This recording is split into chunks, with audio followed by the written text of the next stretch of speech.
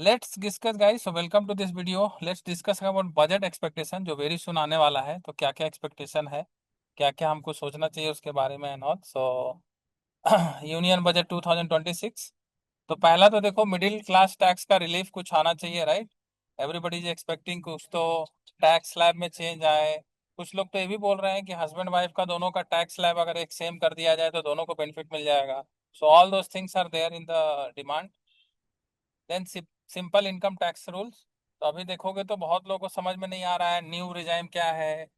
हाँ, और old regime क्या है, बहुत सारी दिक्कत आ रही है, राइट। तो उसको भी समझने में लोगों को प्रॉब्लम हो रही है।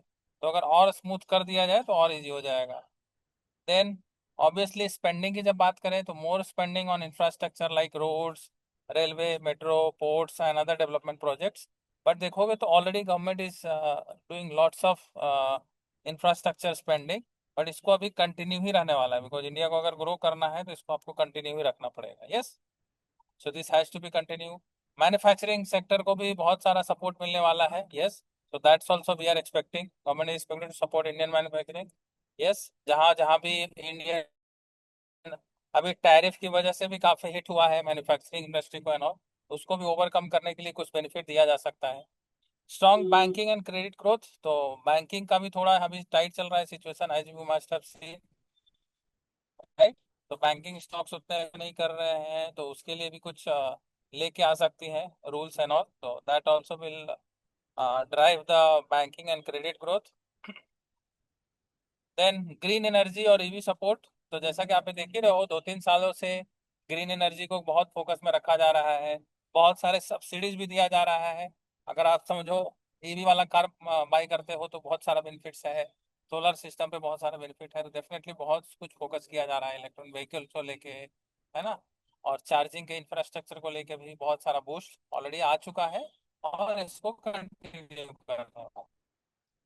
Housing and real estate boost. तो housing and real estate already demand अच्छी खासी चल रही है।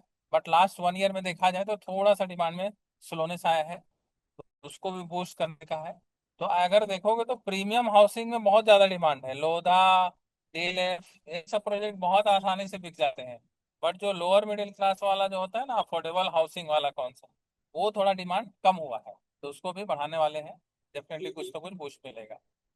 Better health care system. तो जैसा कि बोल रहे हो, health care system is very very costly in India. If you want to do it on your own, खुद से करना है तो बहुत ज़्यादा कॉस्टली होता है। यस, बट उसके लिए और अफोर्डेबल हेल्थ केयर लाया जाए, कॉमन मैन भी कर सके कुछ तो अच्छा हेल्थ केयर, उसके लिए भी काम कर सकती है government. Support for farmers and rural economy. तो this is also always part of the budget. ये तो रहता ही है बजट के पार्ट में, जहाँ पे फार्मर्स को सपोर्ट करने के लिए कुछ ना कुछ स्कीम लाया जाता है। रूरल डेवलपमेंट में अभी बहुत अच्छा इंफ्रास्ट्रक्चर धीरे धीरे होता जा रहा है, specially in all the urban cities को कनेक्ट किया जा रहा है रूरल सिटीज से। So that is very good step. इसमें और भी लोग आगे बढ़ने वाले हैं। Yes, relief in long term capital gains tax guys. तो this is important. Long term capital gain बहुत दिनों के बाद लगाया गया था और अभी लास्ट टाइम तो बढ़ा दिया गया था, 10% से 12.5 कर दिया गया था, राइट, इफ यू सी। तो उसको भी अगर रोल बैक किया जाए तो स्टॉक मार्केट के लिए बहुत बड़ा बूस्ट हो सकता है। Because that tax is very very high guys, profit पे टैक्स लगाना बहुत बहुत हाई हो जाता है। Expectation from traders, as a traders क्या क्या एक्सपेक्ट करना चाहिए। तो पहली चीज तो stable tax rules for stock market. बार बार चेंज होते रहता है लॉन्ग टर्म गेन, कभी 10% कभी 12%, पहले तो था ही नहीं। एसटीटी, जीएसटी, ये सब पे भी कुछ रिलीफ अगर आ जाए तो बहुत अच्छा होगा। Yes, clarity on crypto regulation. तो I think most we started crypto trading also. कितने लोगों ने ऑलरेडी स्टार्ट किया कमेंट बॉक्स में, definitely crypto if you have already done. Yes, तो many development already annual inflation को बीट करने के लिए क्रिप्टो का इन्वेस्टमेंट भी बहुत जरूरी है, because crypto can give you high ROI. तो हाई आरओआई, लेकिन उसके प्रति अभी रेगुलेशन क्लियर नहीं है, कितना टैक्स लगेगा। Yes, so that also needs a look. Strong regulation on crypto platform. अभी तो बहुत अच्छा एफआईओ रजिस्ट्रेशन करके लाइसेंस लाया है, जिसको लाइक ब्रोकर को एक बार एफआईओ रजिस्ट्रेशन लेना पड़ेगा, then only they can go for like broking business and all, right.